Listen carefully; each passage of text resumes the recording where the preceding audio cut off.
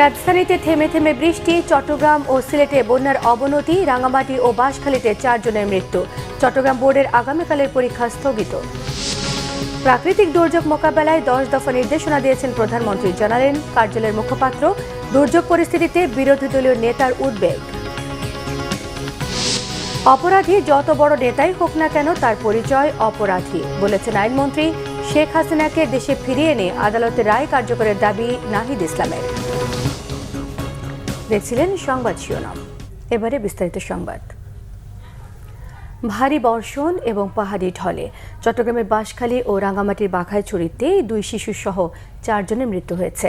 বন্যা দেখা দিয়েছে চট্টগ্রামের সাতকানিয়া, লোহাগাড়া, চন্দনাইশ উপজেলাতেও। অন্যদিকে খাগড়াছড়িতে পরিস্থিতির কিছুটা উন্নতি হলেও এখনও জেলা সদর, দীঘিনালা এবং মহালছড়িতে 6,000 পরিবার পানিবন্দী রয়েছেন। পাহাড়ি ঢলে ভয়াবহ রূপ নিয়েছে হবিগঞ্জের খোয়াই নদী। এদিকে চট্টগ্রাম বোর্ডে আগামীকালের এইচএসসি পরীক্ষা স্থগিত করেছে কর্তৃপক্ষ। প্রতিনিধিদের তথ্য ছবি নিয়ে থাকছে ডেস্ক রিপোর্ট। একদিকে বাঘাইছড়ি শহরে পাহাড় ধসের আতঙ্ক, পাশাপাশি বাঘাইছড়ি ও বরকল উপজেলার পুরো নিম্নাঞ্চল প্লাবিত। আশ্রয়হীন হয়ে পড়েছে বাঘাইছড়ির প্রায় 10,000-এর বেশি মানুষ। তারা আশ্রয় নিয়েছে বাড়ির ছাদ, বিভিন্ন স্কুল সহ নানা উঁচু জায়গায়। পুরো উপজেলায় চলছে খাবার পানির সংকট।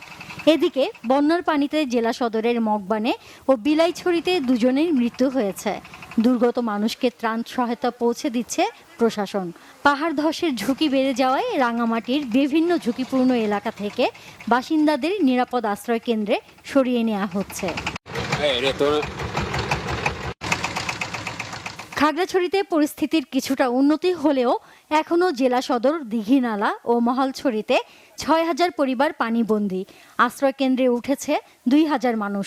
সেনাবাহিনীর সহযোগিতায় সাজেকে আটকা পড়া পর্যটকদের পর্যায়ক্রমে নিরাপদ গন্তব্যে পৌঁছে দেওয়া হচ্ছে। দুর্গত এলাকায় জেলা প্রশাসন, সেনাবাহিনী, বিজিবির ত্রাণ ও রান্না করা খাবার বিতরণ করা হচ্ছে। এদিকে টানা বৃষ্টিতে সৃষ্ট বন্যা ও পাহাড় ধসে সড়ক যোগাযোগ বিচ্ছিন্ন হওয়ায় সাজেকে আটকে পড়া আরও 421 পর্যটক সাজেক ছেড়েছে।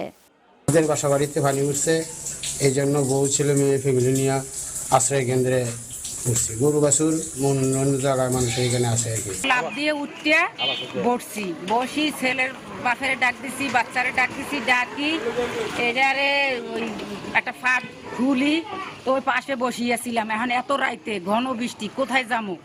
প্রবল বর্ষণ ও পাহাড়ি ঢলে চট্টগ্রামের বিভিন্ন উপজেলায় বন্যা দেখা দিয়েছে। সবচেয়ে বেশি ক্ষতিগ্রস্ত হয়েছে সাতকানিয়া, বাঁশখালী, লোহাগাড়া, চন্দনাইশ উপজেলা। এর মধ্যে সাতকানিয়া ও বাঁশখালী উপজেলায় প্রায় 50% এলাকা পানির নিচে তলিয়ে গেছে। পানিবন্দী হয়ে পড়েছে লাখো মানুষ। একই সাথে কৃষির ব্যাপক ক্ষয়ক্ষতি হয়েছে।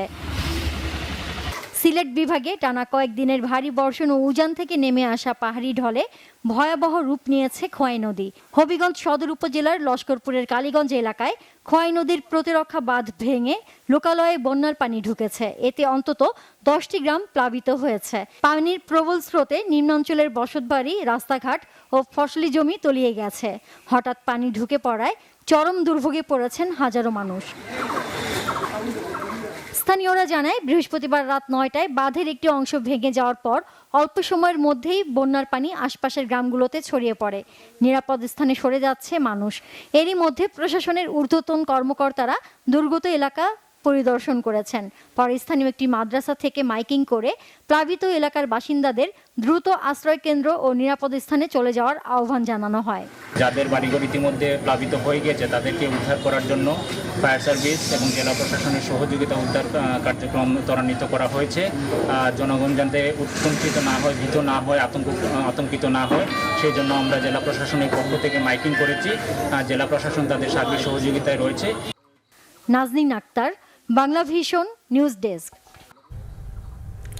সকাল থেকেই মেঘে ঢাকা রাজধানীর আকাশ। থেমে থেমে কখনো হালকা, আবার কখনো কখনো ভারী বৃষ্টি হচ্ছে। নগরীর কোথাও কোথাও সৃষ্টি হয়েছে জলাবদ্ধতা। দেশের অধিকাংশ এলাকা জুড়ে চলমান মাঝারি থেকে অতি ভারী বর্ষণ আরও অন্তত 2 দিন অব্যাহত থাকতে পারে বলে আভাস দিয়েছে আবহাওয়া অধিদপ্তর। অন্যদিকে বন্যা পূর্বাভাস কেন্দ্র জানিয়েছে, ভারী বৃষ্টি আর পাহাড়ি ঢলে সৃষ্ট বন্যা আগামী 24 ঘন্টায় কমে আসবে। এ বন্যা দীর্ঘায়িত হবার কোনো আশঙ্কা নেই। মহিবুল্লাহ মহিবের রিপোর্টে থাকছে বিস্তারিত। বর্ষাকালের বৃষ্টি, ছুটির দিনে বাড়তি অলস সময় কাটানোর মতো বিলাসী উদযাপন অনেকের কাছেই। তবে জীবিকার তাগিদে যাদের বের হতে হয় তাদের কাছে অনেকটাই বিড়ম্বনার। আর রাজধানীতে বৃষ্টি মানেই জলাবদ্ধতা। গত কয়েকদিনের টানা বৃষ্টিতে রাস্তায় জল জমে ভোগান্তিতে নগরবাসী। বর্ষার মধ্যে ইনকামও কম আমাদের, এদিকে পানি হলে গাড়ি ঘোড়া চলাতে সমস্যা। বৃষ্টির কারণে ওই যে রাস্তায় পানি জমা থাকে, কাদা মারা এগুলো আর ইয়েতে যেখানে পানি জমা থাকে ওইখান দিয়ে দেন, এই যে এখানে পানি জমা দিতে তখন তো সাইকেল নেওয়া যায় না। বৃষ্টি হলে 2 ফুট 3 ফুট পানি জমে যায়, তারপরে যে আপনার এখানে মানুষের যাতায়াতের সমস্যা হয়, অনেক গাড়ি যাইতে পারে না, গাড়ি বন্ধ হয়ে যায়, অনেক সময় অনেক গাড়ি বন্ধ হয়ে যায়। দেশের বিভিন্ন স্থানে বিচ্ছিন্নভাবে হালকা থেকে মাঝারি বৃষ্টি হতে পারে। গত 24 ঘন্টায় চট্টগ্রামে সর্বোচ্চ 211 মিলিমিটার বৃষ্টিপাত রেকর্ড করা হয়েছে। বৃষ্টিপাত চলমান থাকায় কক্সবাজার সহ পার্বত্য এলাকায় পাহাড় ধসের সতর্কতা বহাল রেখেছে আবহাওয়া অধিদপ্তর। আজকে যে অ্যানালাইসিস আছে এই ক্ষেত্রে আমরা দেখতে পাচ্ছি যে 11-12 তারিখ পরে বৃষ্টি অনেকটাই কমে যাবে। তবে যেহেতু এটা বর্ষাকাল, নর্মাল যে বৃষ্টি সেই বৃষ্টি হবে, এরকম এক্সট্রিম লেভেলে বৃষ্টি থাকবে না। এটা আমরা আশা করি 11-12 তারিখ পরে মোটামুটি অনেকটাই ক্লিয়ার হয়ে যাবে। এদিকে বন্যা পূর্বাভাস ও সতর্কীকরণ কেন্দ্র জানিয়েছে বর্তমানে পার্বত্য এলাকা এবং সিলেট বিভাগের 5টি নদীর 9টি পয়েন্টে পানি বিপদসীমার উপর দিয়ে প্রবাহিত হচ্ছে। তিস্তা নদী বিপদসীমার কাছাকাছি অবস্থান করছে। সার্বিকভাবে আগামী 2 দিন এসব এলাকার বন্যা পরিস্থিতি স্থিতিশীল থাকবে। এই মুহূর্তে আমাদের সাঙ্গু এবং মাতামুহুর নদী, যেটা মূলত বান্দরবান এবং কক্সবাজার জেলা দিয়ে প্রবাহিত হয়, সেখানে বিপদসীমার উপর অবস্থান করছে। পানি সমতল যদিও কমেছে, সেই সাথে আমার মৌলভীবাজার এবং হবিগঞ্জ জেলার মনু এবং হোয়াই নদী বিপদসীমার উপর অবস্থান করছে। আর কুশিয়ারা নদীর 2টা পয়েন্টে বিপদসীমার উপর অবস্থান করছে। আমাদেরকে আবহাওয়া অফিস বলছে যে বৃষ্টিপাত দ্রুতই ভারী বৃষ্টিপাত চলে যাচ্ছে। সো এই বন্যা দীর্ঘায়িত হওয়ার কোনো সম্ভাবনা এই মুহূর্তে নাই এবং অতি দ্রুতই পানিটা আবার নেমে যাওয়ার সম্ভাবনা রয়েছে। এবারের আকস্মিক বন্যা দীর্ঘস্থায়ী হবার সম্ভাবনা নেই বলেও জানিয়েছে বন্যা পূর্বাভাস ও সতর্কীকরণ কেন্দ্র। আশা করছি অতি দ্রুতই পানি আবার বৃষ্টিপাত কমে যাওয়া মাত্র পানি আবার দ্রুতই চলে যাবে। অর্থাৎ এই বন্যা। মুহিবুল্লাহ মুহিব, বাংলা ভিশন, ঢাকা।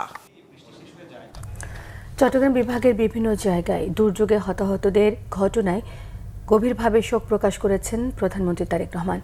এই পরিস্থিতিতে প্রশাসন, আইনশৃঙ্খলা বাহিনী, সর্বস্তরের প্রশাসন এবং রাষ্ট্রযন্ত্রের সঙ্গে জড়িতদের অসহায় মানুষের পাশে দাঁড়াতে 10 দফা নির্দেশনা দিয়েছেন প্রধানমন্ত্রী। সরকারি বাংলা কলেজের প্রথম মিলনমেলা অনুষ্ঠানে প্রধানমন্ত্রীর উপদেষ্টা ও প্রধানমন্ত্রী কার্যালয়ের মুখপাত্র মাহাদি আমিন এসব কথা জানান। তিনি জানিয়েছেন, সরকার এরই মধ্যে কক্সবাজার, চট্টগ্রাম, রাঙামাটি, বান্দরবান এবং খাগড়াছড়ি জেলায় 1000-এরও বেশি আশ্রয়কেন্দ্র চালু করেছে। এসব আশ্রয়কেন্দ্রে ভারী বৃষ্টিপাত, পাহাড়ি ঢল এবং বন্যায় ক্ষতিগ্রস্ত 12,000-এরও বেশি মানুষ নিরাপদ আশ্রয় নিয়েছেন। মানুষের কষ্ট লাঘবে তাদের কাছে খাদ্য পৌঁছে দেয়া, বিশুদ্ধ পানি পৌঁছে দেয়া, স্যানিটেশন নিশ্চিতে কাজ করে যাচ্ছে সরকার।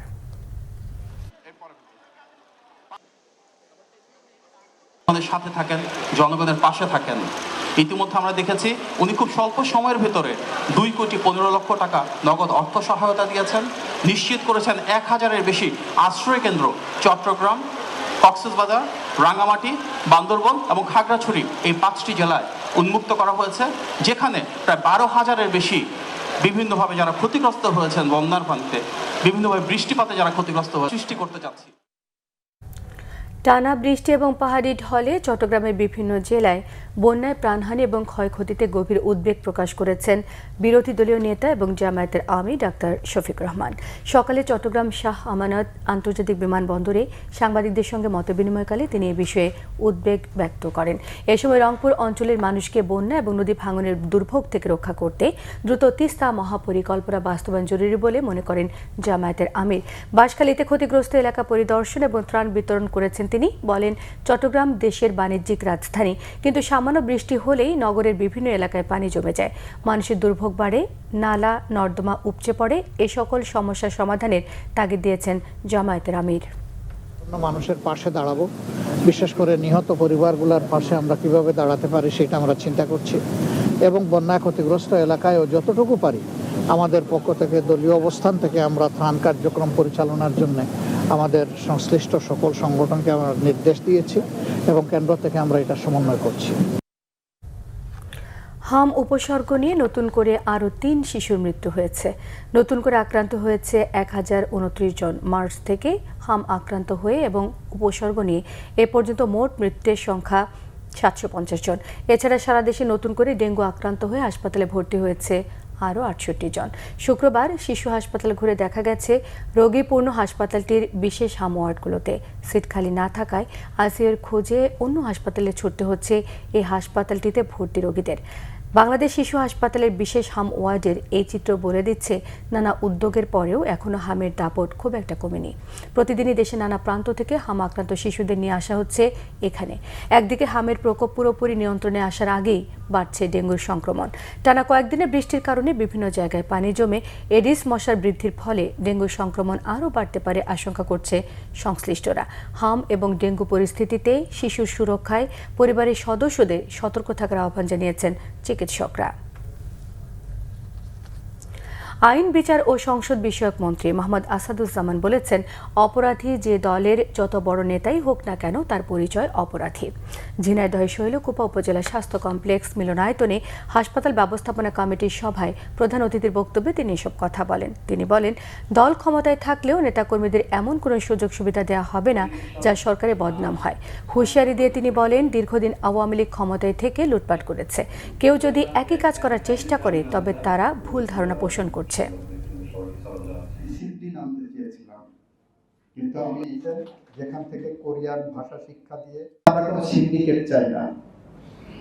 আমরা ক্ষমতায় আছি, নিশ্চয়ই আমার নেতা কর্মীরা সুবিধা পাবে, কিন্তু এমন সুবিধা আমরা দেব না যে সুবিধা সরকারের বদনাম করে বেড়ায়। একজন চাঁদাবাজ হাসপাতালে এসে যদি চাঁদাবাজি করে সেটা তার ব্যক্তির লাভ হতে পারে, কিন্তু এই চাঁদাবাজের কারণে আমার সরকারের উপরে যে কালিমা লিখতে হবে সেই কালিমা সরকার নেবে না। শেখ হাসিনাকে দেশে ফিরিয়ে এনে তার ফাঁসি রায় কার্যকরের আহ্বান জানিয়েছেন জাতীয় নাগরিক পার্টির আহ্বায়ক নাহিদ ইসলাম। বিকেলে কাকরাইলে আইইডিবি ভবনে আন্তর্জাতিক এমএসএমই দিবসের আলোচনায় তিনি বলেন, জনগণ চায় শেখ হাসিনা দেশে ফিরুক ফাঁসি রায় কার্যকর করার জন্য। এর বাইরে অন্য কোনো উদ্দেশ্যে দেশে ফিরলে জুলাই আন্দোলনে অংশগ্রহণকারীরা মোকাবেলা করতে প্রস্তুত রয়েছেন। তিনি আরও জানান, রাজনৈতিক সংস্কার নিশ্চিত করতে না পারলে অর্থনীতিরও সংস্কার হবে না। কিন্তু বর্তমান সরকার সংস্কারের কিছুই করেনি। ফ্যামিলি কার্ড দিয়ে সরকার একটি নির্ভরশীল জনগোষ্ঠী তৈরি করছে বলে মন্তব্য করেছেন এনসিপির আহ্বায়ক।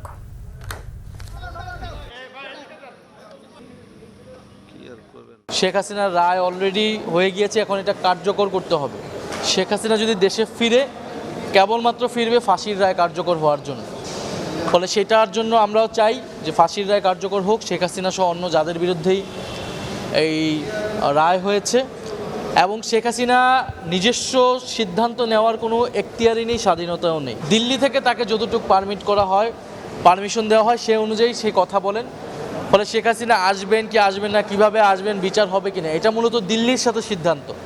ঢাকার সাথে দিল্লির কূটনৈতিক রাজনৈতিক বোঝাপড়াই উপর এটা নির্ভর করবে। জুলাই 24-এর গণ অভ্যুত্থানের ইতিহাসে 10 জুলাই ছিল আন্দোলনের গতি বদলে যাওয়ার একটি গুরুত্বপূর্ণ দিন। সরকারি চাকরিতে কোটা সংস্কারের দাবিতে শুরু হওয়া বৈষম্য বিরোধী ছাত্র আন্দোলন সেদিন দেশ জুড়ে আরও বিস্তৃত হয়। এই দিনটিতেই ঢাকা বিশ্ববিদ্যালয়ের কেন্দ্র লাইব্রেরি থেকে দাবি ওঠে, আদালতে নয় নির্বাহী বিভাগ থেকে কোটা সংস্কারের বিষয়টি মীমাংসার জন্য। শিক্ষার্থীদের আন্দোলনে এই দিন 6 ঘন্টা বন্ধ থাকে ট্রেন চলাচল। জুলাই আন্দোলনে প্রিয়জন হারানোর বেদনা বিধুর স্মৃতি নিয়ে ন্যায় বিচারের অপেক্ষায় শহীদ পরিবারগুলো। মুহিবুল্লাহ মুহিবের আরও একটি রিপোর্ট। 24-এর এই দিনে বৈষম্য বিরোধী ছাত্র আন্দোলন ঘোষিত দিনব্যাপী অবরোধ কর্মসূচিতে কার্যত অচল হয়ে যায় ঢাকা শহরের প্রধান 3টি সড়কের বিভিন্ন মোড়ে অবস্থান নেয় বৈষম্য বিরোধী ছাত্র আন্দোলনের শিক্ষার্থীরা। বাংলা ব্লকের কর্মসূচিতে স্থবির হয়ে যায় পুরো দেশ। এদিন ঢাকা বিশ্ববিদ্যালয়ের কেন্দ্রীয় লাইব্রেরির সামনে থেকে কোটা সংস্কারের এক দফা আদায়ে সারা দেশে অর্ধ দিবস বাংলা ব্লকেট কর্মসূচি চলমান রাখার ঘোষণা আসে। জুলাইয়ের দিন যত গড়াতে থাকে ততই যেন বাড়তে থাকে লাশের মিছিল। সারা দেশে শুরু হয় গণগ্রেফতার, বন্ধ হয়ে যায় শিক্ষা প্রতিষ্ঠানগুলোর স্বাভাবিক কার্যক্রম। 18 জুলাই সাভারে পুলিশের এপিসি কার থেকে গুলিবিদ্ধ ইয়ামিনের লাশ টেনে হিচড়ে ফেলে দেওয়ার সেই দৃশ্য দেশে বিদেশে তৈরি করে সরকারের প্রতি তীব্র ক্ষোভ। ছেলে হারানোর শোক এখনো সইতে পারছেন না শহীদ পিতা মহিউদ্দিন। তার মতে গণঅভ্যুত্থান বা বিপ্লব কখনোই সংবিধান মেনে হয় না, তবে একটি অভ্যুত্থানে মানুষের সমর্থনের একমাত্র মাপকাঠি গণভোট। সেই গণভোট বাস্তবায়নে গড়িমসির সমালোচনা করেন তিনি। এখন এই বিপ্লবটাকে বৈধ, তার জন্যই আমরা জনগণের কাছে গেছি, সেটাই হচ্ছে হ্যাঁ ভোট। জনগণ কি বলেছে? হ্যাঁ ঠিক হয়েছে, ছাত্ররা সাধারণ জনগণ যেটা করেছে সেটা সঠিক, তার জন্যই তারা 69% ভোট দিয়েছে। কেন সেটা মানছেন না কেন? তাহলে এই অন্তর্বর্তীকালীন সরকারের কি হবে, তাদের কার্যকারিতা কি হবে, এবং তাদেরই মাধ্যমে নির্বাচন অনুষ্ঠানের এই বৈধতা কে দেবে? যদি আপনি বলেন যে হ্যাঁ ভোট বা আমি এটা মানছি না, মৃত্যুর মাত্র 18 দিন আগে ছেলে ইয়ামিনের সঙ্গে কাটানো শেষ স্মৃতির ভিডিও দেখাতে দেখাতে মূর্ছা যাচ্ছিলেন মহিউদ্দিন। বললেন, বুয়েট এবং মেডিকেলে চান্স পাওয়া তার মেধাবী পুত্র ইয়ামিনের স্বপ্ন বাস্তবায়ন না হলে 20 বছর পরে হলেও ফিরে আসবে অভ্যুত্থান। এই আন্দোলনটা হয়েছিল আমার বিবেচনায় এই জেনারেশনের মধ্যে অ্যান্টি ইন্ডিয়ান, অ্যান্টি ফ্যাসিজম অর্থাৎ অ্যান্টি আওয়ামী লীগ এবং প্রো বাংলাদেশ, প্রো ইসলাম, এর কোনোটাই এখন আমরা ওইভাবে আর দেখতে পাচ্ছি না। সেই অন্তর্বর্তী সরকারই বলেন বা বর্তমান বিএনপি সরকারই বলেন, তারা যদি এখানে আপোষ করে, আমি মনে করি এরকম বিপ্লব, এরকম অভ্যুত্থান আবার হয়তো আসবে।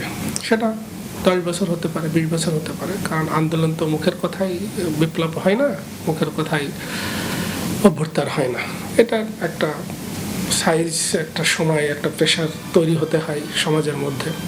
ক্ষমতাচ্যুত আওয়ামী লীগ আর কখনো যেন এদেশে রাজনীতি করার সুযোগ না পায়, সে ব্যাপারে সবাইকে ঐক্যবদ্ধ থাকার আহ্বানও জানান এই শহীদ পিতা। মুহিবুল্লাহ মুহিব, বাংলা ভিশন, ঢাকা। তথ্য সম্প্রচার মন্ত্রী জহিরুদ্দিন স্বপন বলেছেন, যে রাজনৈতিক দল ক্ষমতায় যেতে চায় তাদের প্রমাণ করতে হবে রাজনীতি কেবলই ক্ষমতা ভোগ করার একটি প্রক্রিয়া নয়, জনগণের ভাগ্য পরিবর্তনের প্রক্রিয়া।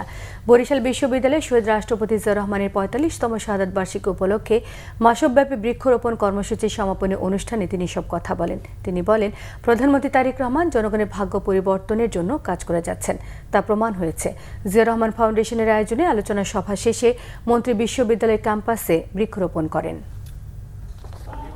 নরসিংদীর বেথিকান্দা রেল স্টেশনে হামলা এবং লুটপাটের শিকার বাঘ প্রতিবন্ধী বৃদ্ধা ববি বেগমের মৃত্যুর ঘটনায় জড়িত 6 জনকে গ্রেফতার করেছে র্যাব। শুক্রবার প্রেস ব্রিফিংয়ে জানানো হয়েছে, বৃদ্ধার কাছে সঞ্চিত অর্থ লুট করতেই ওই নারীকে হত্যা করে মাদকাসক্তরা। রিপোর্ট করছেন ফজলে রাব্বি।